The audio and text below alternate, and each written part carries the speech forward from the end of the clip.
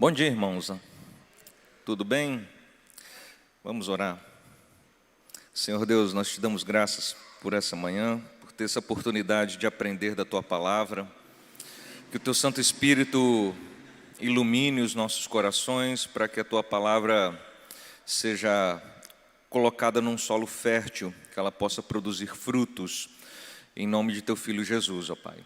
Nós pedimos perdão pelas nossas falhas, para entrar na Tua presença e para ministrar da Tua Palavra nessa manhã. Em nome de Jesus. Amém. Amém, meus queridos. Hoje a gente vai falar, então, dando continuidade ao panorama, a gente vai falar do livro de Lucas, do Evangelho de Lucas, né? E talvez assim, diferente dos livros do Antigo Testamento, que a gente não tem tanto costume, principalmente os profetas menores, que a gente lê assim, sabe-se lá quando, né? Os evangelhos a gente já conhece a história, né? Os evangelhos a gente sabe que Jesus veio, nasceu, né? Fez o seu ministério, foi crucificado, foi ressuscitado, está glorificado à direita de Deus Pai, ou seja, é uma história que é a nossa história de salvação, a gente já conhece. Então, o que a gente vai fazer aqui hoje com o Evangelho de Lucas? Eu separei aqui aqueles pontos, né, conhecer um pouco do autor, da ideia do livro, e eu separei alguns pontos que Lucas trata de maneira especial, com um pouco mais de ênfase, diferente dos outros evangelistas, tá? Uma coisa que a gente precisa ter em mente, e que é algo que tradicionalmente se reconhece, é que quando Lucas escreve o seu evangelho, é muito provável que o evangelho de Marcos e de Mateus já estava em circulação, principalmente, especialmente o de Marcos, né? Então é provável que Lucas tenha tido acesso a eles e se inspirado neles, né? E também para escrever os seus, tá? Mas Lucas ele vai um pouquinho mais à frente, como a gente vai ver daqui a pouco. Então a primeira coisa, sim, é falar sobre o autor, tá?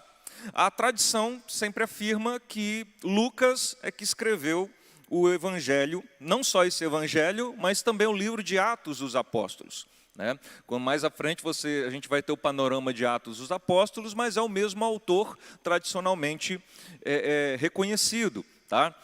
Sugere-se que Lucas tivesse escrito, na verdade, um livro com 2 volumes, né? O volume do Evangelho e o volume justamente dos Atos dos Apóstolos.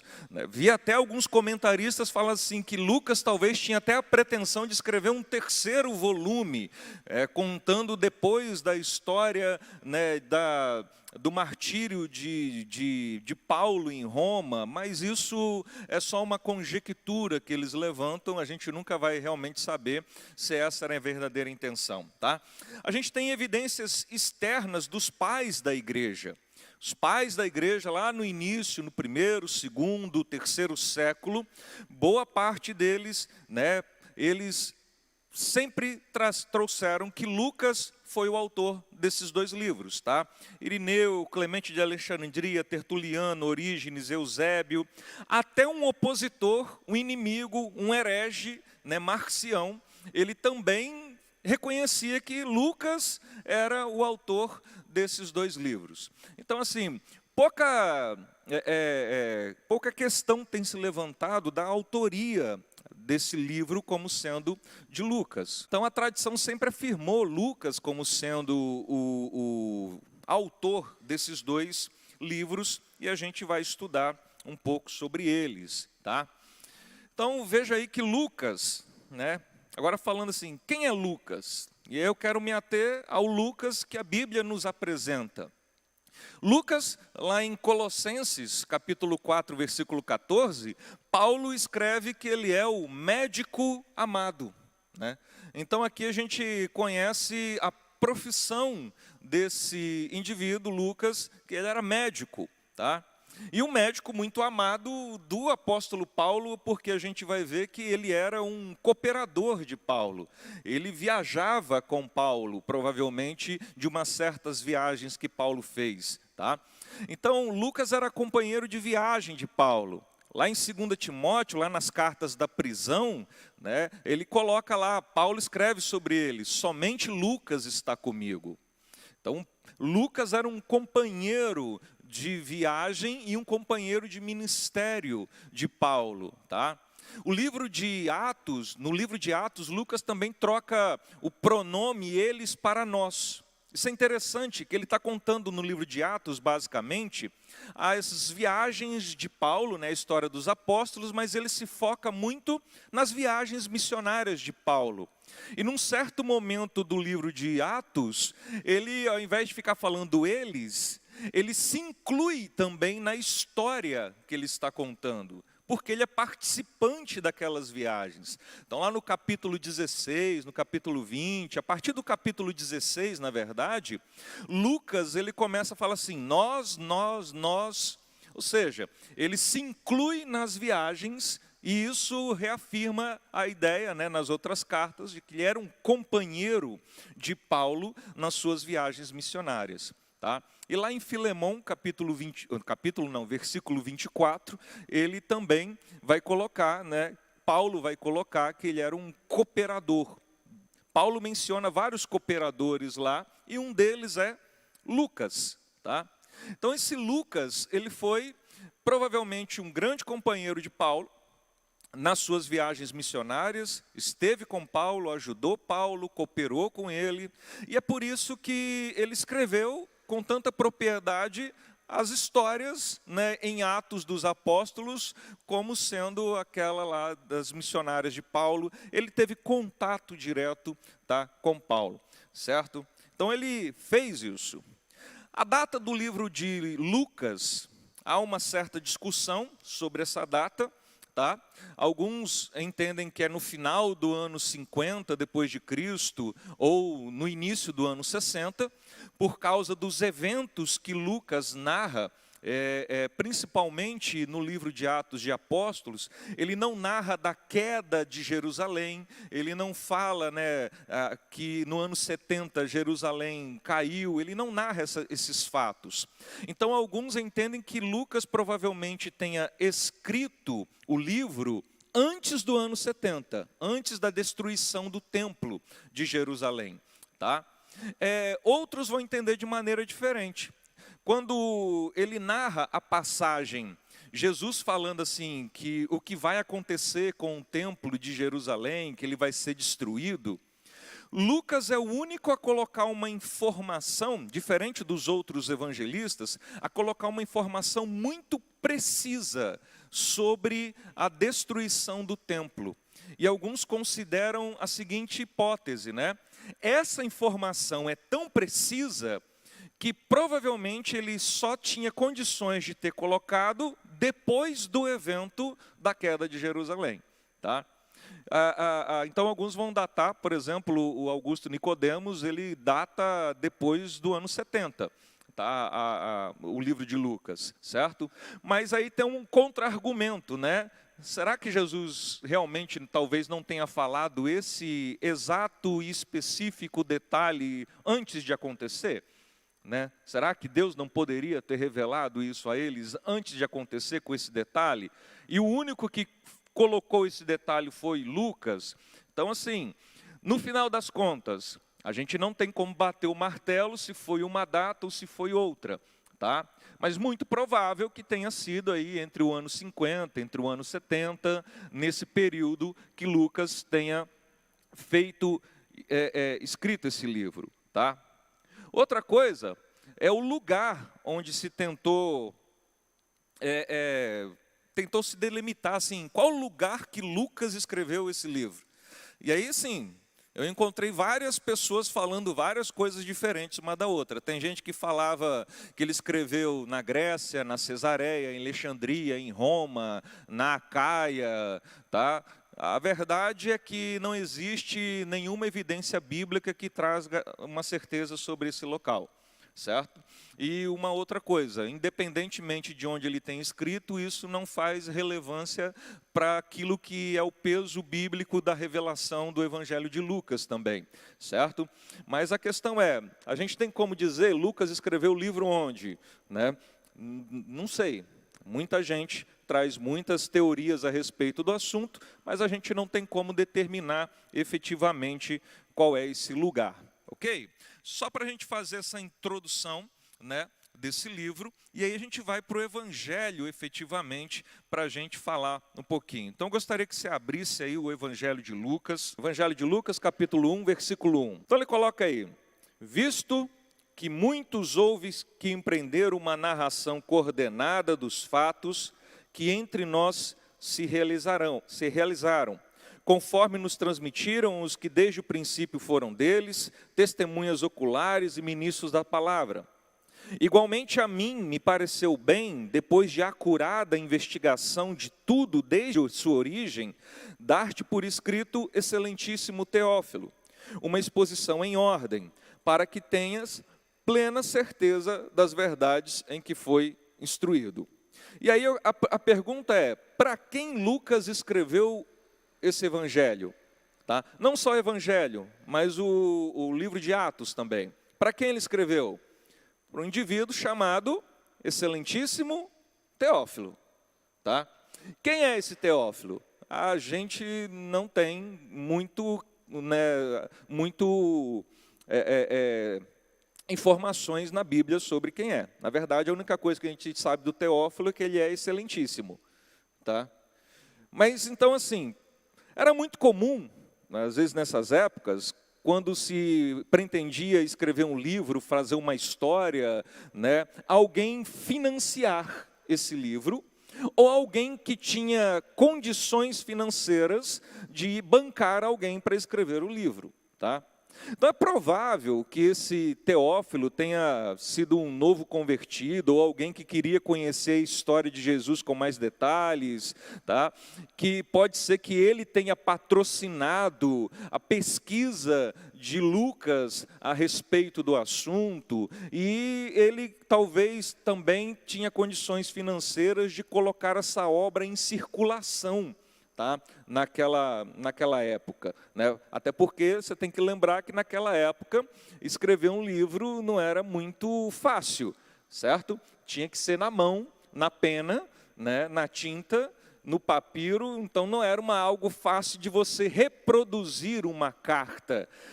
Tinha custo, era caro, tá? Então alguém bancava isso daí. Provavelmente Teófilo foi uma dessas pessoas que bancou a pesquisa de Lucas, tá? Bancou, talvez circulou, ou talvez era uma pessoa que tinha uma grande curiosidade de saber quem era Cristo, de ver essa história dele divulgada. Então esse é o excelentíssimo Teófilo. Quem era esse Teófilo? A nacionalidade dele? Pouco se sabe, na verdade nada se sabe, muito se especula, tá? De quem seria essa pessoa. Mas existe um pano de fundo aqui, certo? Se esse Teófilo era excelentíssimo, provavelmente ele ocupava algum cargo, alguma posição de autoridade naquela época. Tá? Se discute, talvez ele era helenista, se ele era grego, por isso que alguns falam que Lucas escreveu isso na Grécia, né? Então, assim, a ideia é que todas essas informações são apenas especulações de quem é o excelentíssimo Teófilo.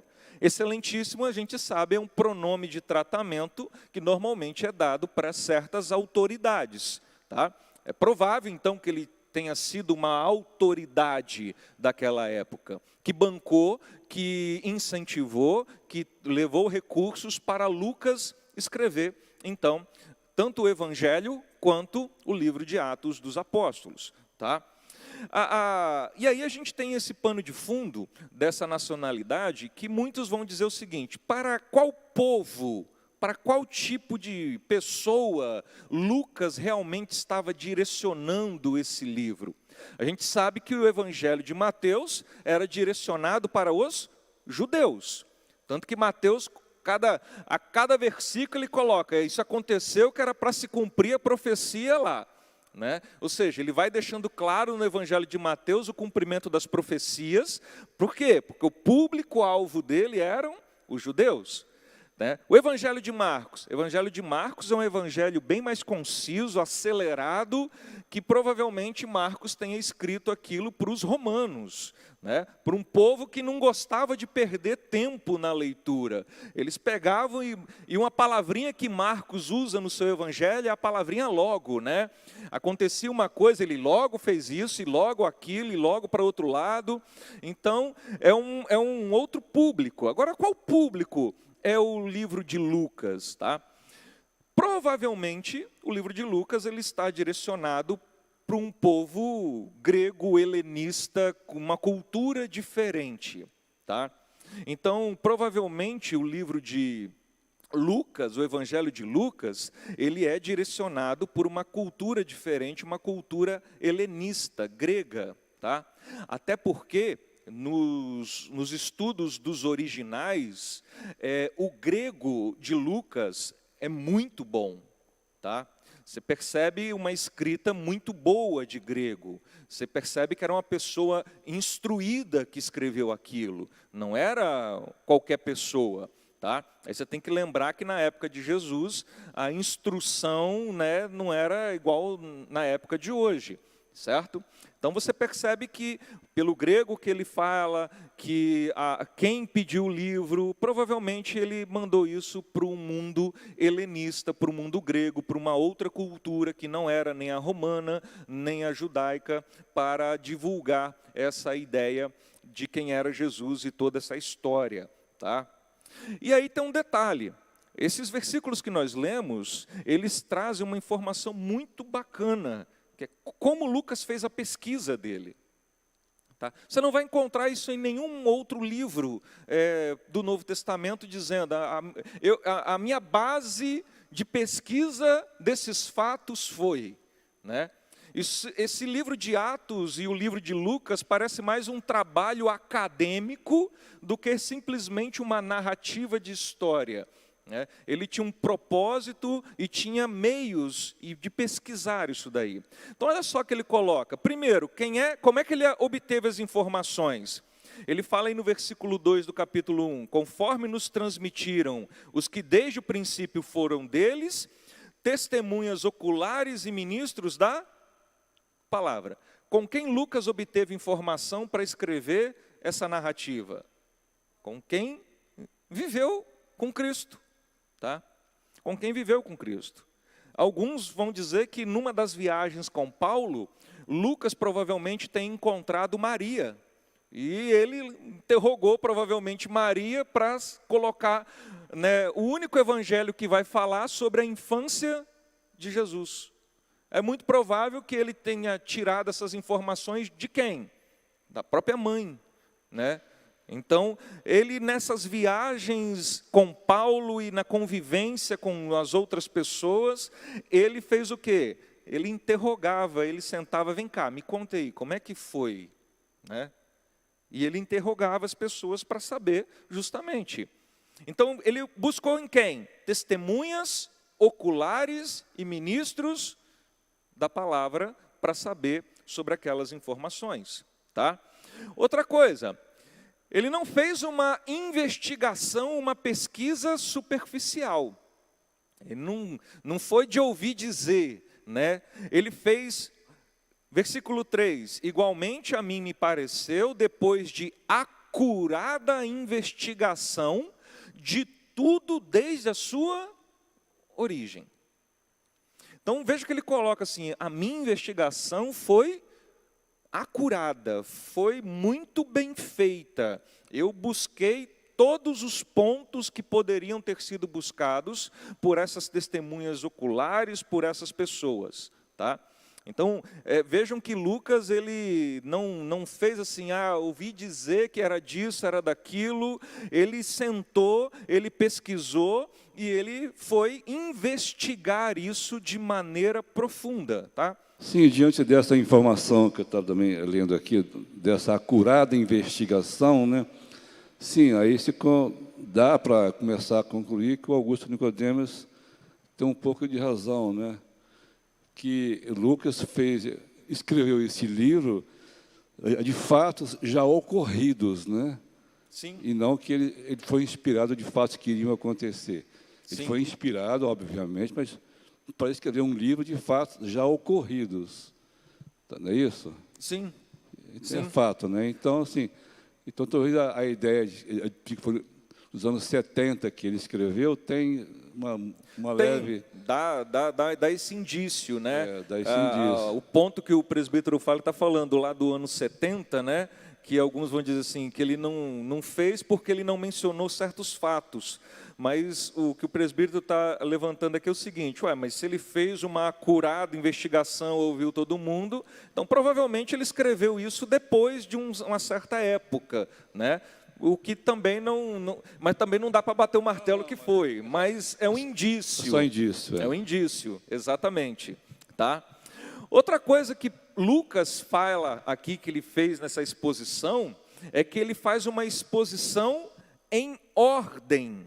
Tá? Então, versículo 3 aí, novamente. Igualmente a mim me pareceu bem, depois de acurada investigação de tudo desde sua origem, dar-te por escrito, excelentíssimo Teófilo, uma exposição em ordem. Então, a ideia de Lucas era fazer o quê? Uma exposição em ordem, dá para entender que ele fez uma exposição cronológica dos eventos. Tá? E a gente vai ver no esboço do livro de Lucas que dá para realmente você ver essa ordem, tá?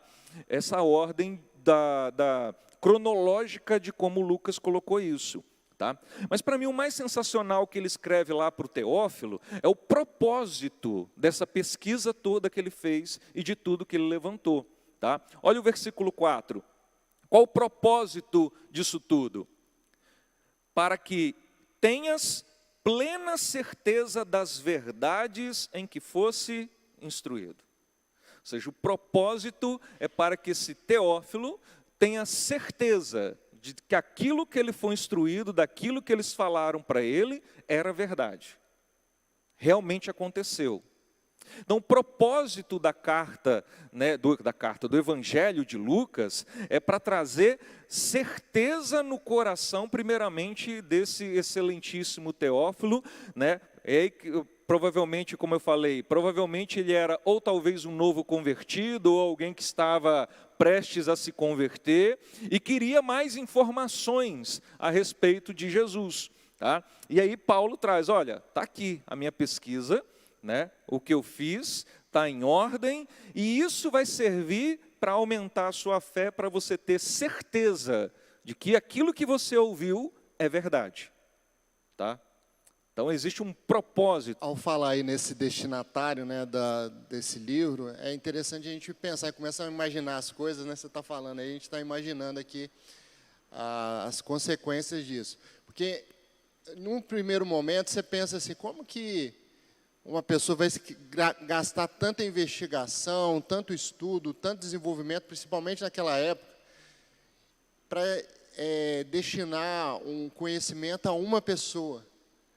E às vezes a gente acha, isso nunca aconteceu, isso aqui foi... Aí tem aquela outra corrente que defende que o Teófilo seria uma pessoa imaginária, um personagem imaginário, né? Uma pessoa que não é real, mas o que predomina é justamente isso, que é uma pessoa real.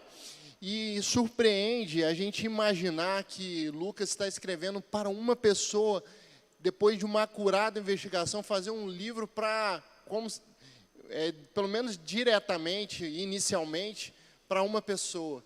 E às vezes a gente busca, né, não vou falar só se for para mais pessoas. Né? Às vezes vou dar uma aula de escola dominical, vou me preparar mais só se tiver bastante gente. Ou eu vou destinar o meu tempo para evangelizar só se for num grupo maior. E isso, de uma certa forma, constrange a gente, porque aqui houve uma acurada investigação para narrar tudo o que aconteceu num período longo para uma pessoa determinada, logicamente, que na vontade de Deus, na soberania de Deus, isso se tornou palavra de Deus para toda a eternidade, né? Todo o tempo. Mas isso daí me mexeu comigo agora na hora de pensar a respeito essa situação. Tanta energia para satisfazer vamos dizer assim, a curiosidade de uma pessoa, né? E era comum, às vezes, nessa época, não só nessa época de Jesus, tá? Poucos séculos atrás, era comum que as pessoas que escreviam, os filósofos, né, eles escreviam normalmente para mandar os seus livros para os reis, ou para alguma pessoa influente na corte, que era justamente para divulgar, tá? Por exemplo, Calvino, ele destinou as Institutas para o rei. Né? Se você vê a introdução, ele não fez para o povo da igreja, ele escreveu aquilo como uma tese de defesa que ele encaminhou para o rei. Ele falou, olha, eles estão falando isso, mas a verdade é essa. Tá?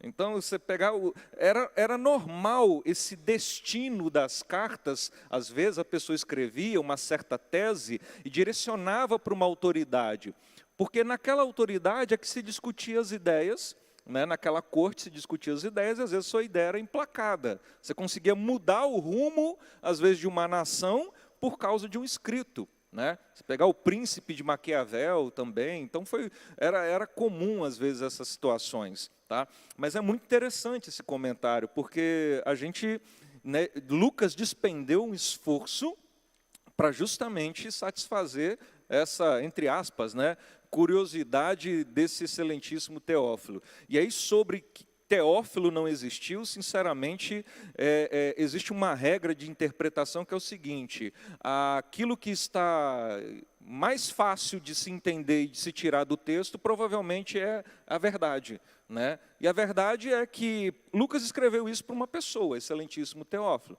Então, não faz sentido ele ter escrito isso para uma pessoa fictícia. Né? Não faz muito sentido. Ok? Vamos lá.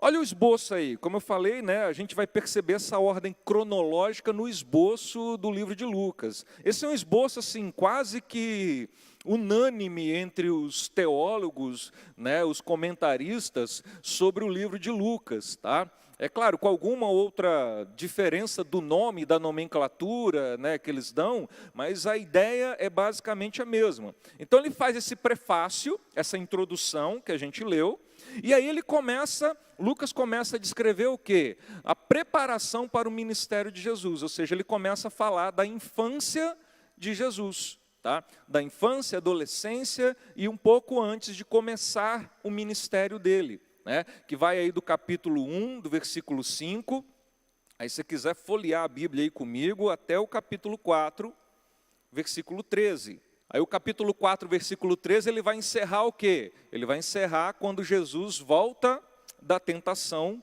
do deserto. Tá?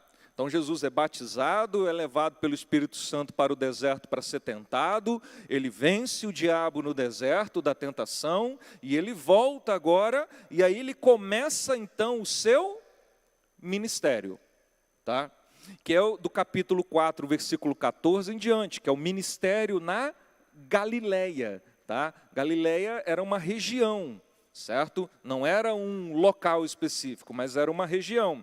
Olha aí o versículo 14 do capítulo 4. Então, só contextualizando, né? Jesus acaba de voltar do deserto da sua tentação, e lá no versículo 14 fala: então Jesus, no poder do Espírito Santo, regressou para a Galileia, e a sua fama correu por toda a circunvizinhança. Versículo 15: e ensinava nas sinagogas, sendo glorificado por todos. Então aí ele começa o quê? Um ministério na Galileia. Então Lucas mostra como é que foi a preparação desse ministério, o nascimento, a adolescência, o batismo, a tentação. E agora Lucas vai falar o quê? Como é que vai ser o ministério dele na Galileia. Então Jesus começa o ministério dele na Galileia. Tá? Aí depois daqui, no versículo 16, né, ele vai para Nazaré, da cidade dele, lê Isaías 61, aí depois o pessoal expulsa ele vai para Cafarnaum, e por aí vai, tá? Até chegar no capítulo 9. E agora, daqui para frente, Lucas começa a descrever um caminho que Jesus faria para chegar em Jerusalém. Tá?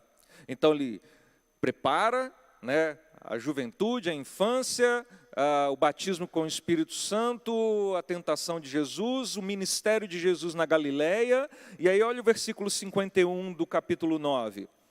E aconteceu que, ao se completarem os dias em que devia ele ser assunto ao céu, manifestou no semblante a intérpreta resolução de ir para Jerusalém.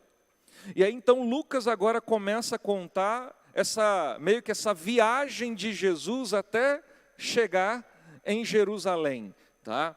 Não quer dizer que a história, efetivamente, Jesus já tinha ido a Jerusalém, né, em outros momentos. Na adolescência ele foi para Jerusalém, na infância ele foi para Jerusalém. Aqui ele está falando, Lucas, ele está dando ênfase aí para Jerusalém para quê? Porque era para se cumprir, né, a vontade de Deus, para ele ser entregue às autoridades, ser crucificado e depois ressuscitar.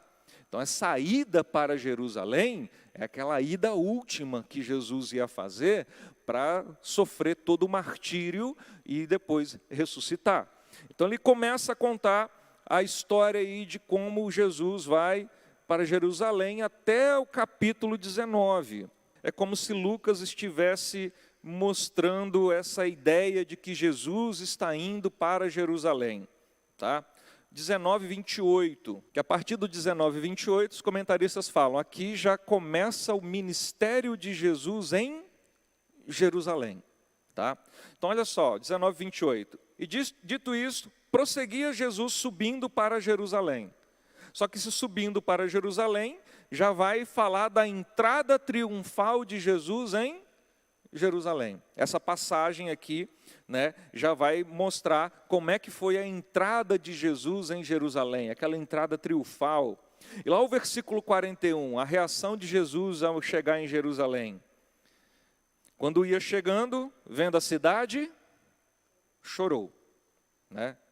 Então aí Jesus agora, ele faz a entrada triunfal, entra em Jerusalém, tá? E aí ele começa então aquele ministério final em Jerusalém, do que queria acontecer até chegar ao final, que é a crucificação e a ressurreição dele no final do livro, lá no capítulo 24, tá? No final do livro, então, ele ressuscita e aí termina a história dele aqui no Evangelho de Lucas, tá? E depois, obviamente, Lucas vai dar continuidade a essa história onde? Lá no livro de Atos, né? Que ele vai contar essa história. Então, a ordem, né? Lembra que Lucas escreveu assim, me pareceu por bem colocar isso em ordem. Qual é a ordem que Lucas colocou o livro dele? Essa, a infância de Jesus, a preparação do ministério, tá? O ministério para Galileia, e ele viajando como se estivesse a caminho de Jerusalém, e o final do livro é ele ministrando em Jerusalém até os últimos acontecimentos da sua vida, tá? Então essa é a ideia do livro de Lucas, o esboço dele, né? Essa ordem, essa viagem que Jesus faz pela sua vida e pela região, da Galileia até chegar em Jerusalém para ser crucificado, morto e depois ressuscitar, ok? Então assim, vamos agora ir para aqueles pontos que Lucas traz em especial, tá? Não quer dizer que os outros evangelhos não tragam, eles também trazem, mas Lucas ele dá uma atenção especial para algumas coisas, diferente dos outros evangelhos, tá? Uma coisa que Lucas fala bastante é que a obra de Deus não é exclusiva para os judeus, mas também para os gentios, tá? Então Lucas vai escrever várias passagens que deixam essa ideia, né? Por exemplo, quando no nascimento de Jesus os anjos louvam, né, dizendo, glória a Deus nas maiores alturas e paz na terra entre os homens, a quem ele quer bem. Não é paz na terra entre os judeus, é paz na terra entre os homens, tá? Depois ele é apresentado lá no templo, e aí o Simeão canta que Jesus é a luz para a revelação aos gentios, tá? Então vejam que Simeão, cheio de espírito, sob inspiração do Espírito Santo, faz um cântico e ele coloca, Jesus é revelação para os gentios.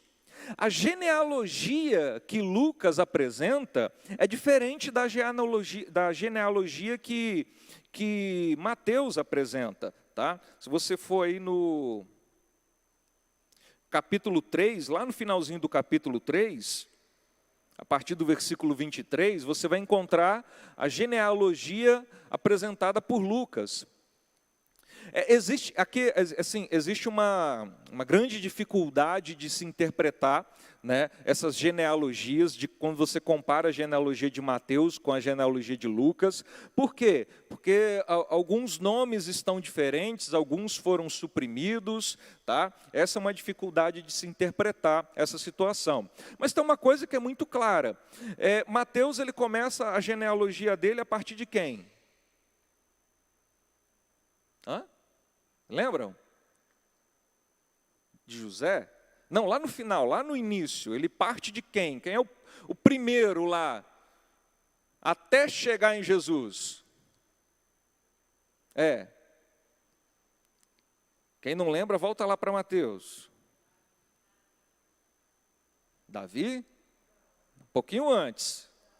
De Abraão. E Abraão representa para o judeu o quê?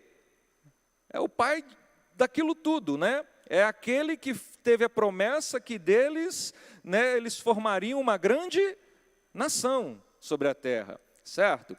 Então isso faz sentido para um judeu? Faz sentido. Começar assim, Mateus estava dizendo que, olha, Jesus é o descendente de Abraão, até porque é o descendente, é aquele que descenderia e formaria toda a nação. Tá? Mas Lucas, ele vai até onde na sua genealogia? Olha lá o versículo 38. Ele avança um pouquinho mais do que Abraão, né? Até Adão, tá? E ele coloca, filho de Adão, filho de Deus. Tá? Por que ele está apresentando dessa maneira? Né? Porque ele está aqui, Lucas, falando assim, olha, a história de Jesus não é só até Abraão para os judeus. A história de Jesus e a redenção que ele proporciona é até Adão. Ou seja, é para toda a humanidade. Tá? Para toda a humanidade. Então, Lucas sempre vai deixando essas pistas de que, olha, esse evangelho de Jesus não é exclusivo dos judeus, tá? Mas é para todos os homens, para os gentios. Entendam bem, para todos os homens, aqueles que se arrependem, convertem-se, né, são eleitos por Deus, para esses homens. Mas ele traz de uma maneira geral, dizendo, não é exclusivo para judeu, mas é para quem não é judeu também. Tá? Apenas Lucas vai registrar referências de Jesus falando aos gentios lá do Antigo Testamento. Tá? Olha aí o capítulo 4, versículo 25. Lucas é o único a registrar essas falas aqui.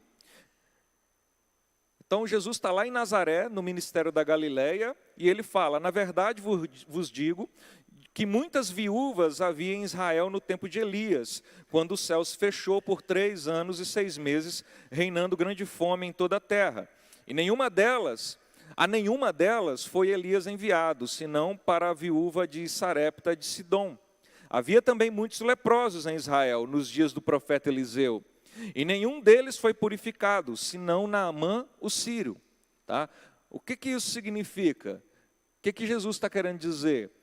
Que a graça de Deus não era exclusiva do povo de Deus.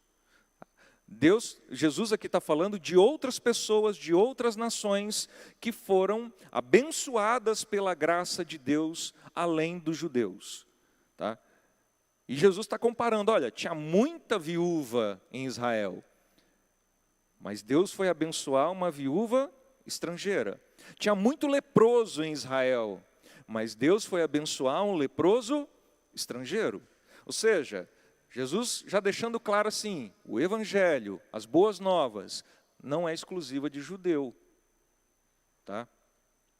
A referência do discernimento da rainha do sul, né, sobre os eventos que iriam acontecer com Jesus, dos ninivitas sobre o Filho do Homem que os judeus não tiveram.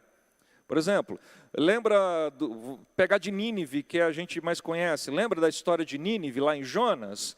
Né? O que Deus mandou Jonas fazer? Vai lá para uma terra estrangeira e prega arrependimento. Tá? O que o Jonas fez? Ele falou, não, né? Eu fico imaginando o pensamento de Jonas, não, você está doido? Esse povo estrangeiro pegar arrependimento? Não, é a gente que é o povo escolhido, aí. Não é eles, não? Tá. Só que o que os ninivitas tiveram? Eles tiveram discernimento da graça de Deus. Quando a rainha do sul veio visitar Salomão, que discernimento ela teve? Realmente, Deus abençoa esse lugar. Só que os judeus nunca tiveram essa noção. Parece que eles eram fechados para isso. A referência do samaritano, que era odiado pelos judeus, mas na avaliação de Jesus, ele era amoroso e misericordioso com o próximo. Lembra a parábola do bom samaritano? O cara lá doente não, tinha apanhado, estava lá no meio da rua e precisava de ajuda, aí passou o fariseu, passou o sacerdote, ou seja, passaram os judeus e nenhum ajudou. Aí Jesus ele dá um tapa na cara dos judeus da época, ele fala assim, aí passa um samaritano. Samaritano era odiado pelos judeus, tá? Odiado pelos judeus. Era um povo que os judeus não gostavam, mesmo. Tá? E aí faz o quê? Aí o único que ajuda o próximo é o samaritano. Tá? Ou seja, Jesus está falando assim, os judeus, vocês não entenderam o que é o evangelho, a graça. E é isso que Jesus vem falando e Lucas vem retratando e deixando assim, de uma ênfase maior. Olha, o evangelho é para todos e não só para o povo lá judeu. Tá? Outra coisa, Lucas apresenta bastante, dá bastante ênfase também em Jesus como Salvador do mundo. Isso decorre do primeiro ponto. Então o louvor dos anjos lá é que hoje vos nasceu na cidade de Davi o Salvador, que é Cristo o Senhor. Tá? Jesus lendo na sinagoga em Nazaré, Isaías 61, 2, ele falando assim, o Espírito do Senhor está sobre mim, para proclamar a libertação aos pobres, aos cativos, aos cegos, para pôr em liberdade os oprimidos. Então você vê ele colocando o quê? Apresentando sempre Jesus como aquele libertador, salvador. Jesus explicando as Escrituras para os seus discípulos. Abra lá no finalzinho de Lucas, capítulo 24. Só lembrando, capítulo 24, Jesus já tinha sido crucificado, morto, ressuscitado. E aí, então, Jesus começa a explicar as Escrituras para o pessoal. 4:44. A seguir, Jesus lhes disse, são estas as palavras que eu vos falei, estando ainda convosco. Importava que se cumprisse tudo o que de mim está escrito na lei de Moisés, nos profetas e nos salmos. Então, lhes abriu o entendimento para compreender as Escrituras. Tá? E lhes disse, assim está escrito, que o Cristo havia de padecer e ressuscitar entre os mortos no terceiro dia. E quem em seu nome pregasse arrependimento e remissão dos pecados a todas as nações, começando de Jerusalém.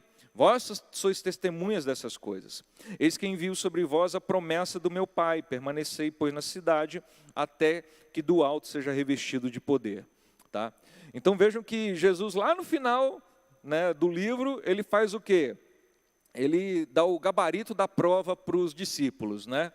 Que ele fez tanto questionamento durante a vida dos discípulos. De vez em quando um discípulo acertava algum questionamento, mas normalmente eles não entendiam o que Jesus estava dizendo. Aí Jesus agora chega, olha gente, é isso, é isso, é isso. Aí eles têm consciência do que é.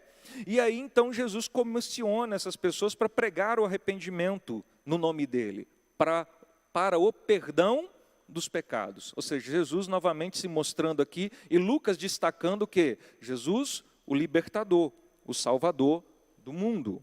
Tá? Outra coisa que é só o Evangelho de Lucas traz. Lucas retrata os primeiros anos de vida de Jesus. Como eu falei, provavelmente, o que se cogita é que provavelmente Lucas tenha tido acesso a Maria e tenha questionado Maria sobre vários assuntos aqui que a gente não tem nos outros evangelhos, tá? O encontro, né, da mãe de João Batista com Maria, que eles eram parentes, né? A apresentação de Jesus ao templo, o cântico de Simeão, o cântico de Zacarias, ou seja, a gente tem muitas informações sobre essa parte da vida de Jesus que os outros evangelhos não nos dá, tá? Não nos dá.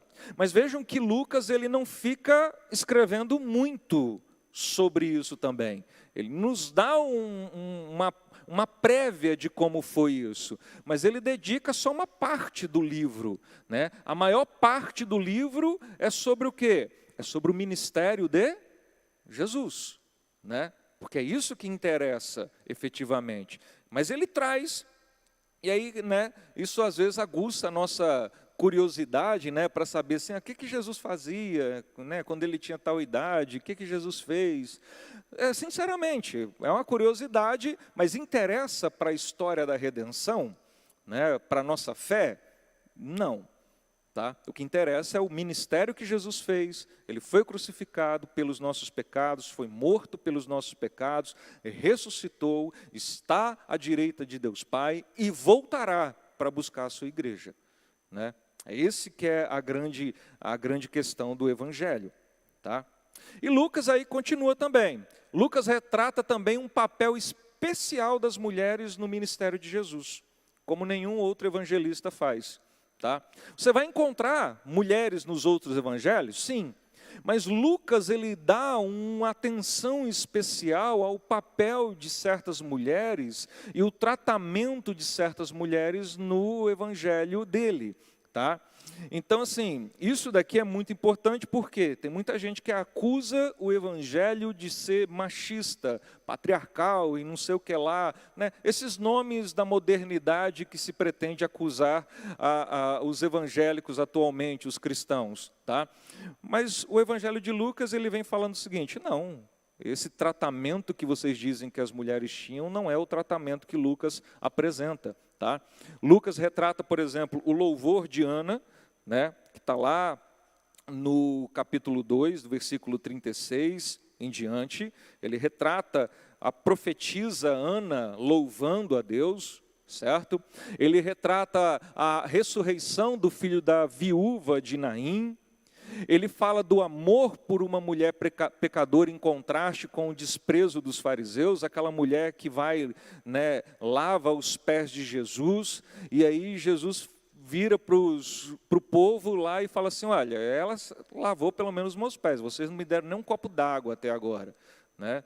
Então ele fala assim, ó, vocês desprezam essas pessoas, mas o evangelho acolhe essas mulheres, tá? E aí tem um versículo que eu separei aqui, ó, na verdade, né, do capítulo 8, versículo 1, 2 e 3, a gente vê Lucas dando atenção a essa situação também. Então Lucas escreve aí, ó, aconteceu depois disso que andava Jesus de cidade em cidade e de aldeia em aldeia, pregando e anunciando o evangelho do reino de Deus, e os 12 iam com ele. E também algumas mulheres que haviam sido curadas de espíritos malignos e de enfermidades. E aí ele vai dizer, né, a Maria, chamada Madalena, da qual saíram 7 demônios, e Joana, mulher de Cusa, procurador de Herodes, Susana e muitas outras, as quais lhe prestavam assistência com seus bens. Ou seja, boa parte da mantença da sustentação do ministério de Jesus era feita por essas mulheres, entendeu? Fala dos apóstolos iam com Jesus, os 12 iam com eles, né? Mas essas mulheres, Lucas dá um destaque dizendo, elas tinham uma parte importante no sustento do ministério de Jesus naquela época, tá? E ele continua ainda, tá? Ele faz um elogio de Jesus para Maria, Maria aquela que se assentou aos pés de Jesus para ouvir mais de Jesus, tá? cura uma mulher deficiente e emprega também exemplos de mulheres em parábolas, tá? Então Lucas retrata tudo isso. Então você vê que Lucas, então, ele dá uma atenção especial às mulheres no ministério de Jesus, que os outros evangelistas, né, não retrataram também. Outra coisa, Lucas demonstra um interesse especial também sobre o Espírito Santo, o ministério do Espírito Santo. Ele dá um destaque também muito grande à atuação do Espírito Santo naquela época, tá? Então ele fala lá, desde a concepção de Maria, que foi o Espírito Santo, tá? João Batista será cheio do Espírito Santo. Os pais de João Batista foram cheios do Espírito Santo. Simeão, quando estava com Jesus, né, sendo revelado que ele era o Salvador, o Messias, ele estava com o Espírito Santo. Tá? Então vejam que ele sempre destaca essa questão. Quando acontecia alguma coisa, Lucas sempre vai destacar, né? João Batista promete que Jesus nos batizará com o Espírito Santo. Tá? E descreve também de forma especial, Lucas, que Jesus, no batismo de Jesus, a descida do Espírito Santo. Ele também faz essa descrição. E na vida de Jesus, após o batismo de Jesus, você vai encontrar lá também Lucas falando sobre a atuação do Espírito Santo na vida de Jesus. Tá? Então, após o batismo, Jesus, cheio do Espírito Santo, é guiado pelo Espírito para o deserto para ser tentado.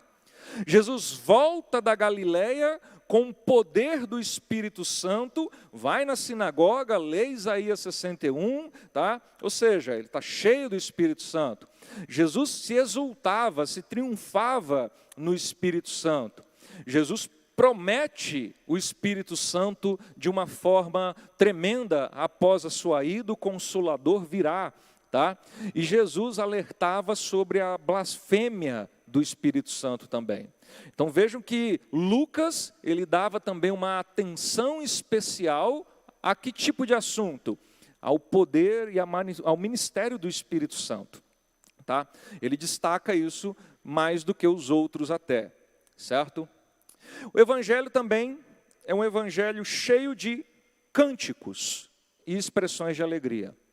Apesar de toda a história de que ele escreve sobre Jesus, Lucas faz questão de retratar que as boas novas, elas têm que gerar um cântico de alegria na nossa boca. Tá? Então ele fala aí do cântico de Maria, ele fala do cântico de Zacarias, do cântico dos anjos, do cântico de Simeão e da alegria com a resposta da salvação.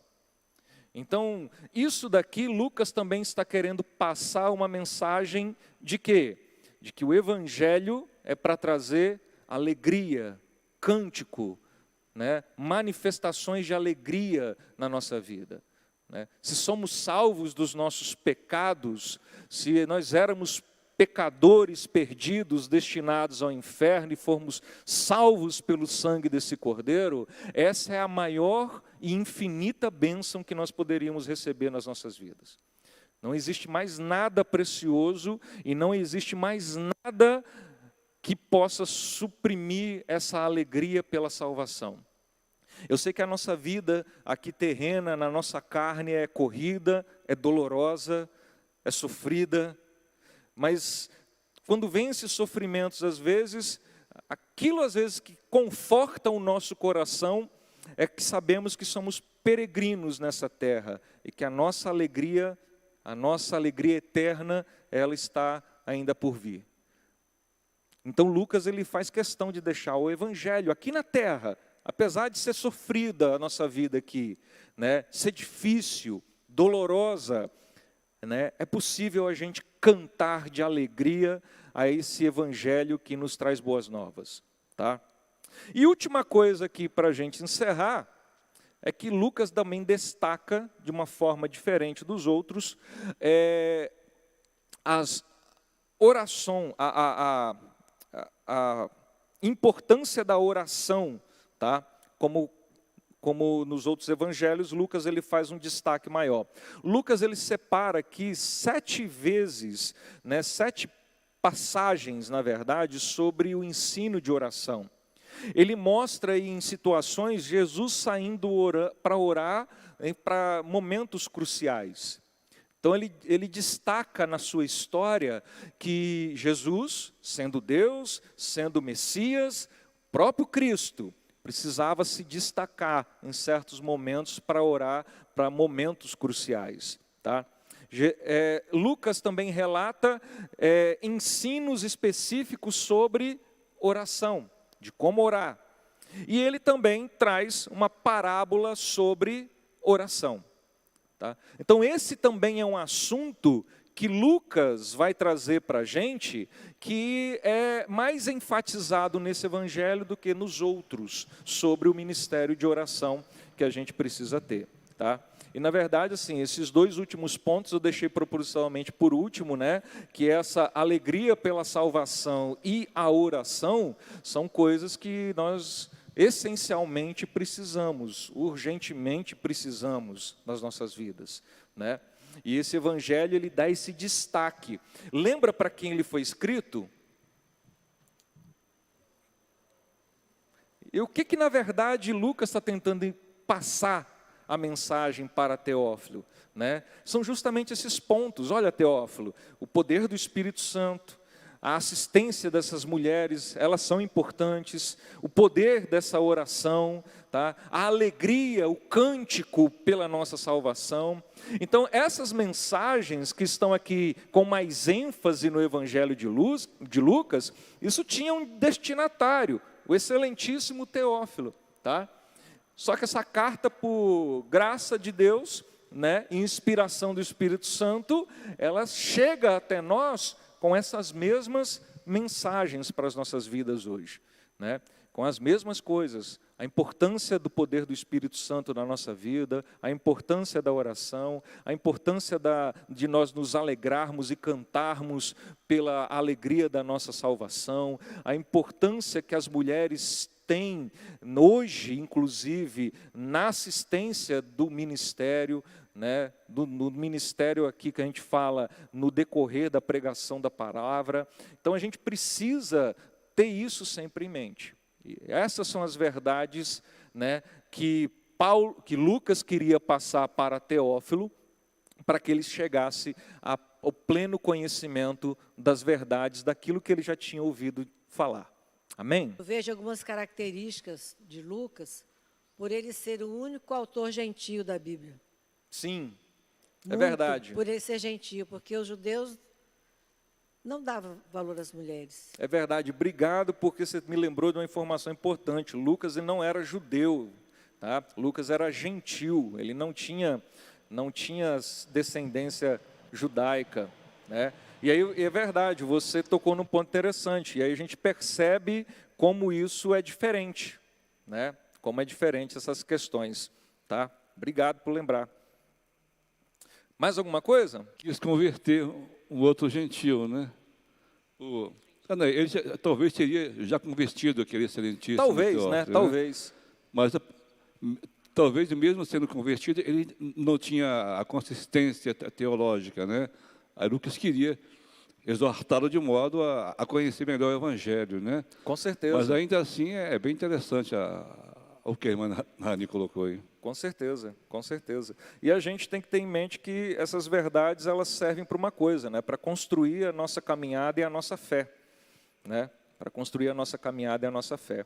Então, o Lucas deixou aqui um trabalho primoroso, muito lindo de pesquisa que ele fez, que isso atinge as nossas vidas até hoje, né?